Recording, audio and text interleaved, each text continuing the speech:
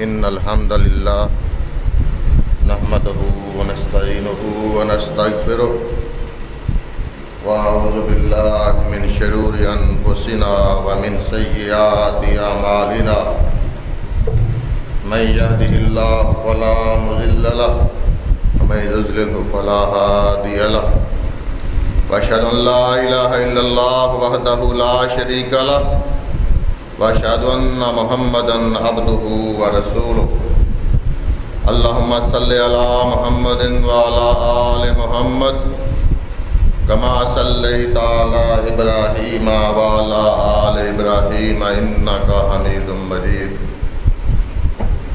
اللهم بارك على محمد وعلى آل محمد كما باركت على إبراهيم وعلى آل إبراهيم إنك حميد مجيد فإن خير الحديث كتاب الله وخير الهدي هدي محمد صلى الله عليه وسلم وشر الأمور محدثاتها وكل محدثة بدعة وكل بدعة ضلالة وكل ضلالة في النار يا أيها الذين آمنوا اتقوا الله حق تقاته ولا تموتن إلا وأنتم مسلمون وعد الله المؤمنين والمؤمنات جنات تجري من تحتها الأنهار خالدين فيها ومساكن طيبة في جنة عدن ورضوان من الله أكبر ذلك هو الفوز العظيم۔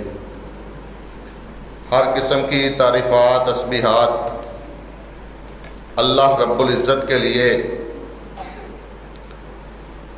جو پوری کائنات کا خالق و مالک ہے، پوری کائنات اس کی محتاج ہے، انبیاء اولیاء سب اس کے محتاج ہیں، وہ کسی کا محتاج نہیں۔ درود و سلام تاجدار مدینہ امام الانبیاء خاتم النبیین جناب محمد رسول اللہ صلی اللہ علیہ وآلہ وسلم کی ذات اقدس پر۔ حضرات گرامی قدر، اللہ کا ڈر اور خوف اور تقوی ہر وقت انسان کو اختیار کرنا چاہیے، کیونکہ جس کے دل میں اللہ کا ڈر آ گیا، خوف آ گیا، وہ کامیاب ہو گیا، دنیا اور آخرت میں اس کو کامیابی مل جائے گی۔ اور جو اللہ کے تقوی سے دور ہو گیا، پستی اس کا مقدر ہے، اس دنیا میں بھی اس کو رسوائی ہوگی اور آخرت میں قیامت کے دن بھی اس کو رسوائی ہوگی۔ آخر ہم سب کو ایک دن یہ دنیا چھوڑ کر اللہ کے ہاں پیش ہونا ہے، اور اللہ رب العزت میدان حشر میں ہم سب سے سوال و جواب کریں گے، اور درمیان میں کوئی ترجمان بھی نہیں ہوگا۔ اللہ رب العزت ڈائریکٹ بندوں سے سوال و جواب کریں گے، اور پھر اس دن جب قبر کی طریق کوٹری ہوگی، وہاں کوئی چیز سہارا نہیں ہوگی، یہی جو نیکیاں، جو نیک اعمال آپ کرتے ہیں، راتوں کا قیام ہے، روزے رکھتے ہیں، جمعہ ادا کرتے ہیں، 5 وقت کی نمازیں ادا کرتے ہیں، اللہ رب العزت کی حدود کی حفاظت کرتے ہیں، اپنے آقا جناب محمد رسول اللہ صلی اللہ علیہ وآلہ وسلم کی اطاعت کرتے ہیں، جن کاموں سے اللہ نے روکا ہے اس سے رک جاتے ہیں، جن کا کرنے کا حکم دیا اس کو کر گزرتے ہیں، یہی نیکیاں کل قیامت کے دن اور قبر کی طریق کوٹری میں آپ کا سہارا بن جائے۔ تو میرے بھائیوں، اللہ رب العزت نے ایک وعدہ کیا ہے کہ جو لوگ دنیا میں میرے پیغمبر کی اطاعت کر کے آئیں گے، میرے حکموں کو مان کے آئیں گے، میں قیامت کے دن ان کو وہ جنتیں دوں گا جن کے نیچے نہریں بہہ رہی ہیں۔ میں ایک نبی علیہ السلام کی حدیث آپ کو سناتا ہوں، بخاری شریف کی ہے۔ نبی علیہ السلام کہتے ہیں میں سویا ہوا تھا، میں خواب دیکھتا ہوں، میں نے دیکھا کہ قیامت برپا ہو چکی ہے اور میں میدان محشر میں ہوں۔ میں نے دیکھا کہ ایک نبی کھڑا ہے اس کے ساتھ کوئی بھی امتی نہیں ہے۔ اس نے واعظ و نصیحت کی لیکن کوئی ایمان نہیں لایا۔ آگے بڑھا، دیکھا ایک نبی ہے، اس کے ساتھ ایک امتی ہے۔ آگے بڑھا، دیکھا کہ ایک نبی ہے، اس کے ساتھ دو امتی ہیں۔ پھر میں آگے دیکھا ایک جمع گفیر تھا، بہت زیادہ رش، تو میں نے سمجھا کہ یہ تو میری امت ہے، لیکن مجھے جواب ملا کہ یہ آپ کی امت نہیں، یہ جناب موسیٰ علیہ السلام کی امت ہے۔ تو آپ صلی اللہ علیہ وآلہ وسلم فرماتے ہیں پھر اللہ میری امت کہاں ہے؟ یہ خواب ہے۔ تو نبی کی خواب بھی اللہ کی وحی ہوتی ہے۔ تو جواب ملتا ہے اے محمد صلی اللہ علیہ وآلہ وسلم، آپ کی امت تو اتنی کثیر تعداد میں ہے کہ اس کے کچھ افراد ایسے ہیں، 70,000 اس کا فرد ایسا افراد ایسے ہیں کہ جو بغیر حساب کتاب کے جنت میں جائیں گے۔ تو رسول اللہ صلی اللہ علیہ وآلہ وسلم فرماتے ہیں جب میں نے سنا کہ 70,000 میری امت کے افراد بغیر حساب و کتاب کے جنت میں جائیں گے، تو میں نے کہا اللہ یہ تعداد تو بہت تھوڑی ہے جو بغیر حساب کتاب کے جنت میں جائیں گے، 70,000 تو کچھ بھی نہیں، آپ اس میں اضافہ فرما دیں۔ تو اللہ رب العزت نے فرمایا ہر ایک 1000 کے ساتھ 70,000، ہر ایک 1000 کے ساتھ 70,000 میں سے ہر 1000 کے ساتھ پھر 70,000، یعنی یہ 4 ارب اور 90 کروڑ بندہ بنتا ہے نبی کریم صلی اللہ علیہ وآلہ وسلم کی امت کا۔ کیلکولیشن کریں، 4 ارب 90 کروڑ جو بغیر حساب کتاب سے جنت میں جائے گا، جن سے پوچھا بھی نہیں جائے گا۔ تو رسول اللہ صلی اللہ علیہ وآلہ وسلم یہ خواب اپنا مسجد میں سنایا اپنے صحابہ کرام کو۔ خواب سنا کر آپ واپس چلے گئے گھر۔ جب دوسری نماز کے لیے آپ تشریف لائے تو آپ نے دیکھا کہ جو صحابی جہاں بیٹھا تھا وہیں بیٹھا ہے، اپنے گھروں کو نہیں گئے۔ تو آپ صلی اللہ علیہ وآلہ وسلم نے پوچھا آپ اس وقت کے یہی بیٹھے ہیں؟ کہا اللہ کے رسول ہم سوچ و بچار کر رہے تھے کہ جو نبی علیہ السلام نے جن افراد کا ذکر کیا ہے جو بغیر حساب کتاب کے جنت میں جائیں گے، یہ کون لوگ ہوں گے؟ کوئی کہہ رہا تھا سابقون اولین، جو نبی علیہ السلام پہ پہلے ایمان لائے وہ ہوں گے، کوئی کچھ اپنی آراء پیش کر رہا تھا، کوئی اپنی کچھ پیش کر رہا تھا۔ تو آپ صلی اللہ علیہ وآلہ وسلم نے فرمایا اے میرے صحابہ، ان میں 4 باتیں ہوں گی جو بغیر حساب کتاب کے جنت میں جائیں گے۔ اللہ کے رسول وہ کون سی؟ فرمایا وہ فال نہیں نکالتے ہوں گے، نجومیوں کے پاس جادوگروں کے پاس نہیں جاتے ہوں گے۔ آج لوگ فال نکالتے ہیں نا، وہ یہ کام نہیں کرتے ہوں گے، بابوں کے پاس نہیں جاتے ہوں گے، وہ دم نہیں کرواتے ہوں گے۔ ایک دم میں کوئی آ کر دم کر دے، کوئی بندہ بیمار ہے اس کو دم کر دیا، یہ سنت سے ثابت ہے۔ ایک دم یہ ہے کہ کہنا بھائی فلاں بندہ یہ دم کرتا ہے، اس کے پاس اسی کا شفا ہے، اسی کا علاج ہے، یہ نہیں ہوگا۔ وہ داغتے نہیں ہوں گے۔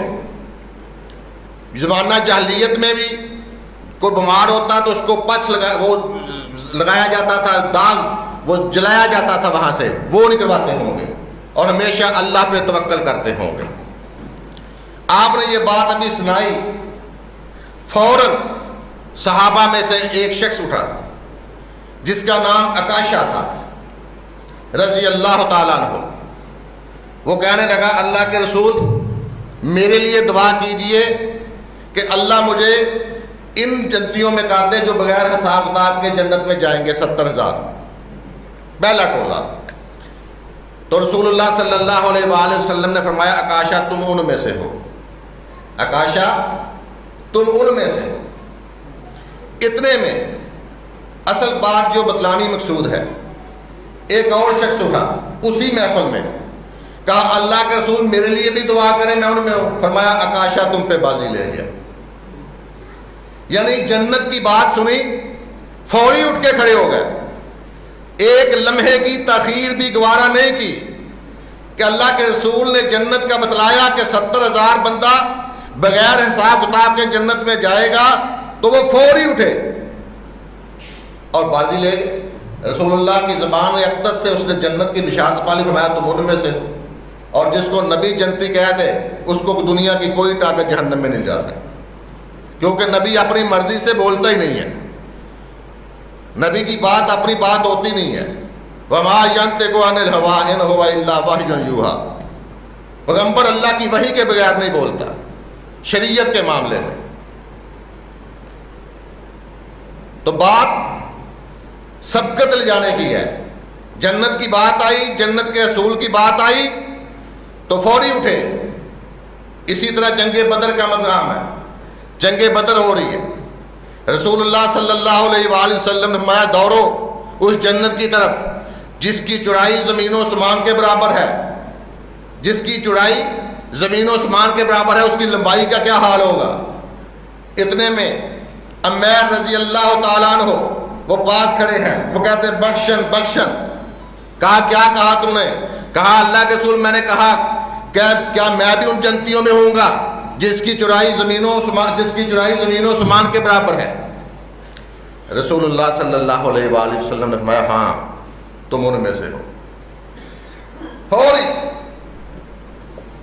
اب میدان بدر ہے، کفار کے ساتھ جنگ ہے، عمیر کھجوریں کھا رہے ہیں، ہاتھ میں کھجوریں پکڑی ہوئی ہیں، تو کہنے لگے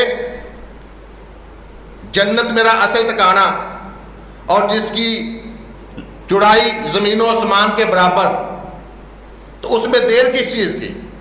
فوری نکلے اور کھجوریں کھا رہے، کھجور منہ سے نکال کر پھینک دی۔ کہا میرے اور جنت کے درمیان یہ کھجور حائل ہو جائے، یہ ممکن نہیں ہے، اتنا اچھا سودا ہے۔ کھجوریں پھینکی، لڑتے ہوئے شہید ہو گئے۔ رسول اللہ کو پتا چلا، فرمایا وہ اپنی مراد کو پہنچ گیا۔ ایک لمحے کی تاخیر نہیں کی، جب اللہ کے پیغمبر جناب محمد رسول اللہ سے بات سنی فوری اٹھ کے کھڑے ہو گئے اور جنت کے مکین بن گئے۔ رسول اللہ صلی اللہ علیہ وآلہ وسلم ایک دن تشریف فرمائے، صحابہ بیٹھے ہوئے، کہا کوئی ایسا شخص ہے جو مجھے ایک چیز کی ضمانت دے دے، میں محمد اس کو جنت کی ضمانت دیتا ہوں۔ ابھی آپ صلی اللہ علیہ وآلہ وسلم نے یہ نہیں بتلایا کس چیز کی ضمانت ہے، جان کی بھی ہو سکتی ہے، مال کی بھی ہو سکتی ہے، ابھی یہ بتلایا نہیں، صرف یہی کہا صرف ایک چیز کی ضمانت دے دے، محمد اس کو جنت کی ضمانت دیتا ہے۔ ابو ذر غفاری رضی اللہ تعالیٰ عنہ، اللہ کے رسول میں دیتا۔ یہ ابو ذر غفاری رسول اللہ صلی اللہ علیہ وآلہ وسلم کے جلیل القدر صحابی ہیں۔ جب مدینہ میں فتنوں کا دور شروع ہوا، لڑائیاں شروع ہو گئی مسلمانوں کی آپس میں، تو یہ دور جنگل میں چلے گئے۔ انہوں نے جنگل میں مدینہ سے دور ایک رستے میں، کوفہ کے رستے اور مدینہ کے جو رستہ تھا وہاں دور جنگل میں جا کر ڈیرا ڈال دیا، جھونپڑی بنا کر میاں بیوی رہنے لگ پڑے۔ جب ان کی موت کا وقت آیا تو ان کی بیوی رو رہی ہے، پریشان ہے۔ پوچھا کیوں روتی ہو، پریشان کیوں؟ کہنے لگی اے نبی کے ساتھی، میرے سر کے سائیں، آپ کا وقت قریب آ گیا، آپ رسول اللہ کے ساتھی ہیں، صحابی رسول ہیں، اور میں اکیلی، جنگل بیابان ہے، کفن دفن کا انتظام بھی نہیں ہے۔ آخر ایک مسلمان کا حق ہے کہ جب وہ فوت ہو جائے اس کو کفن دفن کیا جائے، اس کو غسل دیا جائے، اس کا جنازہ پڑھا جائے۔ جنازہ پڑھنے کے لیے مسلمانوں کی جماعت کا ہونا بھی ضروری ہے، وہ بھی نہیں ہے، میں اکیلی عورت ہوں، میں کیا کروں گی؟ تو ابو ذر غفاری رضی اللہ تعالیٰ عنہ کہنے لگے اگر تو اپنے غم کو ہلکا کرے اور پریشان ہونا بند کر تو میں تجھے ایک نبی کریم صلی اللہ علیہ وآلہ وسلم کی حدیث سناتا ہوں، تو پریشان نہ ہو، اپنی پریشانی کو ختم کر۔ اس نے کہا ٹھیک ہے سنائیے. تو ابو ذر غفاری کہنے لگے ایک محفل میں ہم رسول اللہ صلی اللہ علیہ وآلہ وسلم کے ساتھ تھے. وہاں پر ہم چند افراد تھے 4 5 3. تو رسول اللہ صلی اللہ علیہ وآلہ وسلم نے فرمایا تھا اس موقع پر کہ تم میں سے ایک شخص ایسا ہے جس کی موت جنگل میں ہوگی اور مسلمانوں کی ایک جماعت اس کا جنازہ پڑھے گی. تو جو باقی ساتھی ہیں سارے وہ سارے فوت ہو چکے ہیں اور کسی کی جو موت ہے وہ جنگل میں نہیں ہوئی. اب میں ہی باقی بچا ہوں. نبی کریم صلی اللہ علیہ وآلہ وسلم نے یہ بہت اپنی زندگی میں یہ بات کہی تھی اور مجھے یقین ہے کہ وہ جماعت آئے گی, مجھے غسل بھی دے گی, میرے کفن دفن کا اہتمام بھی کرے گی اور میرا جنازہ بھی ہوگا, تو پریشان نہ ہو. ان کی روح پرواز ہو گئی. اب عورت ہے پریشان ہے, بھئی اگر جھونپڑی میں کون آئے گا, کوئی چلو میت کو باہر نکال کے رستے پہ رکھ دیتی ہوں تاکہ کوئی قافلہ آ رہا ہو آتا جاتا دیکھ لے. خیر اتنے میں عبداللہ بن مسعود کا ایک قافلہ کوفے سے چلتا ہے. اسی دن جس دن ابو ذر غفاری رضی اللہ تعالیٰ عنہ کی وفات ہوتی ہے وہ اسی مقام پر پہنچتا ہے. اسی مقام پر پہنچ کر وہ کہتا ہے اپنے ساتھیوں کو, عبداللہ بن مسعود فرماتے ہیں کہ میرے ساتھیوں یہاں پہ ابو ذر غفاری مجھے پتہ رکے ہوئے ہیں, میرا آنا جانا رہتا ہے, ایسا کرو ان کو تلاش کرو, ادھر اپنا بسیرا کرو, قافلے کو ٹھہراؤ اور ان کو تلاش کرو, ان سے ملاقات ہو جائے. نبی کے ساتھی ہیں, صحابی رسول ہیں, ہمارے دوست ہیں. بندے کے بھیجے تلاش کے لیے. وہ جھونپڑی پہ پہنچے, دستک دی, کہا کون, کہا بی بی ہے. عورت کی آواز آئی, کہا بی بی کوئی مرد ہے, کہا مرد تھا ابھی فوت ہو گیا. کہا کون تھا, کہا ابو ذر غفاری رضی اللہ تعالیٰ. کہا بی بی پردہ کرو اور اس میت کو ہمارے والے کر دو. اس جنگل بیابان میں رسول اللہ صلی اللہ علیہ وآلہ وسلم کی جو پشین گوئی تھی وہ سچ ثابت ہوئی. ابو ذر غفاری رضی اللہ تعالیٰ عنہ کو غسل دیا گیا, کفن دیا گیا اور وہاں پر اس کا جنازہ پڑھایا گیا. یہ ابو ذر غفاری پھٹ کھڑے ہوتے ہیں, اللہ کے رسول میں حاضر, کس چیز کی ضمانت؟ فرمایا کہ ابو ذر جب تک زندہ رہو گے کسی کے آگے ہاتھ نہیں پھیلاؤ گے. یہ ابو ذر غفاری جب تک زندہ رہے کسی کے آگے ہاتھ نہیں پھیلایا. ایک دن آپ نے گھوڑے پر سوار ہوئے, لاٹھی ہاتھ میں تھی, لاٹھی نیچے گر گئی, پھر گھوڑے سے نیچے اترے, لاٹھی کو پکڑا. صحابہ نے کہا آپ ہمیں کہہ دیتے ہم نیچے سے لاٹھی پکڑا دیتے. فرمایا نہیں, میں نے محمد سے وعدہ کیا تھا صلی اللہ علیہ وآلہ وسلم کہ جب تک زندہ رہوں گا کبھی کسی کے آگے ہاتھ نہیں پھیلاؤں گا. تو میرے بھائیوں یہ دیکھیں, یہ جنت کے حصول کے لیے صحابہ اور صحابیات کہاں تک.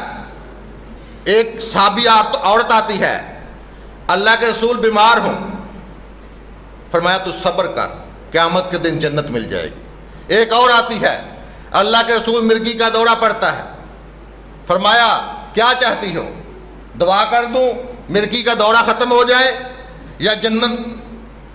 تو یہ صحابیہ فٹ بول اٹھے, اللہ کے رسول مجھے جنت چاہیے. کہا ٹھیک جا, اللہ تجھے اس بیماری کے بدلے جنت دے گا, صبر کر. کہنے لگی اللہ کے رسول جب مرگی کا دورہ پڑتا ہے تو میں برنا ہو جاتی ہوں, یہ دعا کر دے کہ میں برنا نہ ہوں. جنت کی بشارت پانے کے بعد کس چیز کی تمنا ہے کہ میرا لباس نہ اترے. آج کیا کہتی ہے آج کی عورت, میرا جسم میری مرضی, میرا جسم میری مرضی. یہ دیکھیں قرون اولیٰ میں رسول اللہ صلی اللہ علیہ وآلہ وسلم کی صحابیات کا ایمان کیا ہے کہ اللہ کے رسول یہی دعا کر دیں کہ میں برنا نہ ہوں جب مجھے مرگی کا دورہ پڑے. فرمایا ہاں یہ دعا میں کر دیتا. تو جنت کے لیے کیسے کیسے قربانیاں, کیسی اپنے آپ کو تکلیف برداشت کر لینی. ٹھیک ہے چند دن کی زندگی ہے, 50 سال کی ہوگی, 60 سال کی ہوگی, 70 سال کی ہوگی. ہمارا ہمیشہ کا ٹھکانہ تو وہی ہے نا, ہمارا اصل ٹھکانہ تو جنت ہے. یہ تو ہمیں سزا کے طور پر دنیا میں بھیجا گیا. ہمارے بابا آدم علیہ السلام نے، ان سے غلطی ہوئی، اسی کی پاداش میں ہمیں دنیا میں بھیجا. ہمارا تو گھر جنت تھا، ہم تو جنت کے مکین تھے، واپس بھی ہم نے جنت میں جانا ہے، جہنم تو ہمارا ٹھکانا نہیں ہے. تو ہم نے جنت کے حصول کے لیے کوشش کرنی ہے، اس کے لیے بڑھ چڑھ کر آگے بڑھنا ہے. 2 صحابی رسول اللہ صلی اللہ علیہ وآلہ وسلم کے پاس آئے ہوئے، ان میں سے ایک شخص ہے، اس نے نیا نیا اسلام قبول کیا. تو وہ ابو دادا رضی اللہ تعالیٰ عنہ کے ہمسائے تھے، ان کو پتہ چلا کہ یہودی تھا، اس نے اسلام قبول کر لیا، کوئی بڑی خوشی ہوئی، مسلمان ہو گیا. تو کہا تو ایسا کر، تو مسلمان ہوا ہے، مجھے بڑی خوشی ہوئی ہے، میرا باغ ہے، اس میں جا اور ایک تنا لے لے، باغ پورا پھر لے، جو تجھے اچھا لگتا ہے، جس کا پھل زیادہ ہے، میٹھا ہے، وہ لے لے، تو میں تجھے دیتا ہوں، ہدیہ کرتا ہوں، جب تک تو ہے وہ کھا پی موج کر. وہ چلا گیا، اس نے باغ میں سے وہ پسند کر لیا، فرمایا یہ تیرا ہے، ٹھیک ہے. اگلے دن وہ اپنے بچوں کو لے کے آ گیا. بچے پھر شرارتیں کرتے ہیں، پھر لوگوں کو پتہ چلا، تاجروں کو، انہوں نے کہا بھائی ہم نے اس کا باغ جو ہے نا وہ نہیں لینا، یہاں پہ بچے شرارتیں کرتے ہیں، کوئی پتھر مارتا ہے، کوئی یہ کرتا ہے، وہ کرتا ہے. خیر وہ رسول اللہ صلی اللہ علیہ وسلم کی خدمت میں حاضر ہوا، اس بندے کو ساتھ لے کر کہا اللہ کے رسول، اس نے اسلام قبول کیا، میں نے اس کو ہدیۃً ایک تنا دے دیا، ایک شاخ دے دی. ابھی میرا مطالبہ ہے کہ یہ اس سے جو میں نے اس کو ہدیہ دیا ہے، اس کو میں نے ویسے ہی دیا ہے، اس کی قیمت مجھ سے وصول کر لے اور مجھے واپس کر دے، میرا باغ بچوں سے محفوظ ہو جائے گا. اس طرح باغ کی وہ قیمت نہیں جاتی، لوگ نہیں آتے. تو رسول اللہ صلی اللہ علیہ وآلہ وسلم نے فرمایا ٹھیک ہے، جو یہ کر لے گا اگر، تو اس شاخ کے بدلے میں جنت میں اس کو بہترین اللہ سے گھر لے کے، بہترین اللہ سے میں درخت لے کر دوں گا.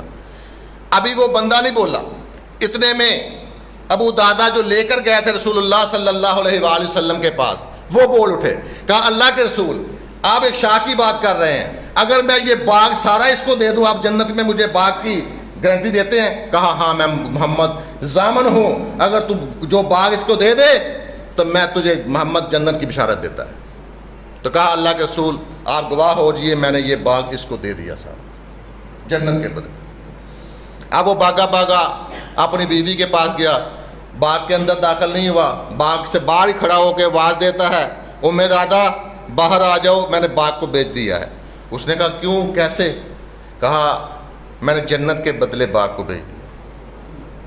کہا یہ تو بڑا اچھا سودا ہے کہ جنت کے بدلے اگر باغ دے کر اگر ہمیں جنت مل جائے تو اس سے اچھا سودا کیا ہو سکتا ہے. کہا اور جنت کے بدلے یہ باغ دیا ہے اور اس کے گواہ اور ضامن محمد رسول اللہ صلی اللہ علیہ وآلہ وسلم ہے. کہا یہ بہت اچھا سودا ہے، باہر آ جائے. اگلے دن رسول اللہ صلی اللہ علیہ وآلہ وسلم نے فجر کی نماز پڑھائی. فجر کی نماز پڑھانے کے بعد کہا ابو دادا کہاں ہے؟ کہا اللہ کے رسول حاضر ہوں. کہا میرے قریب آ جاؤ. کہا آج رات میں نے خواب دیکھا، خواب میں جبریل امین آئے، مجھے جنت کی سیر کرائی، مجھے جنت میں لے کر پھرے، میں جنت کے دائیں گیا بائیں گیا. میں نے جبریل امین کو کہا اے جبریل امین میں بہت تھک گیا ہوں، میں تھک گیا ہوں، آج مجھ سے زیادہ نہیں پھرا جاتا، تو باقی جنت کل دیکھیں گے، آج کے دن اتنی ہی کافی ہے، میں تھک گیا ہوں. تو جبریل امین نے کہا ٹھیک ہے، باقی جنت کا نظارہ کل کریں گے، آج کی جنت کے لیے اتنا ہی کافی ہے. لیکن اللہ کے رسول یہ میں آپ کو بتلا دوں، آج جو جنت آپ نے پھری ہے یہ اللہ رب العزت نے ابو دادا اور ام دادا کو دے دی ہے. یہ سودے ہیں جنت کے حصول کے. اب ہم نے دیکھنا ہے ہم کہاں کھڑے ہیں، کیا ہمارا کردار، ہمارا معاملات، ہم ایسے جنت کے حصول کے لیے محنت کرتے ہیں؟ کیا ہم لبیک کہتے ہیں اللہ اور اللہ کے رسول کے حکموں پر؟ کیا ہمارے معاملات آج ایسے ہیں؟ قطعاً نہیں ہے. کیا ہمیں یقین ہے کہ ہم نے کل قیامت کے دن اللہ رب العزت کے ہاں پیش ہونا ہے، وہاں پر ہمارے ہم سے ہر ایک کا معاملات کا پوچھا جائے گا، تو دنیا میں زندگی کیسے گزار کے آیا، تو نے مال کہاں خرچ کیا، جوانی کہاں خرچ کی، تو نے علم کیسے حاصل کیا، اس کو کیسے پھیلایا؟ کیا ہم اس پہ پورا اترتے ہیں؟ قطعاً نہیں اترتے. تو میرے بھائیوں، یہ جنت کے حصول کے لیے ہم سب نے محنت کرنی ہے. اللہ رب العزت سے دعا ہے اللہ رب العزت ہم سب کو قیامت کے دن اپنے نبی کے حوض کوثر سے پانی نصیب فرمائے، اپنے نبی کی شفاعت نصیب فرمائے، اور اللہ رب العزت ہمارے فوت شدگان کو بخش دے۔ اللہ رب العزت ہمارے بیماروں کو شفائے کاملہ عاجلہ نصیب عطا فرمائے۔ وما علینا الا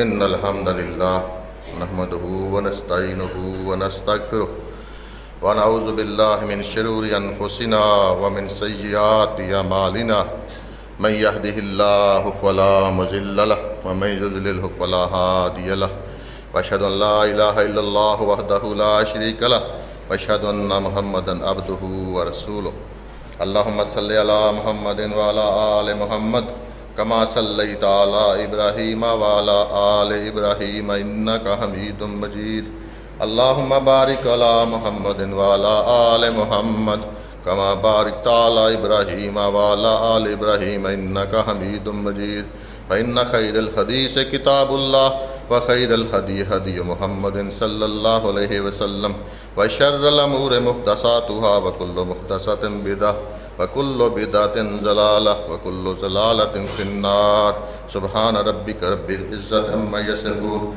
وسلام على المرسلين والحمد لله رب العالمين۔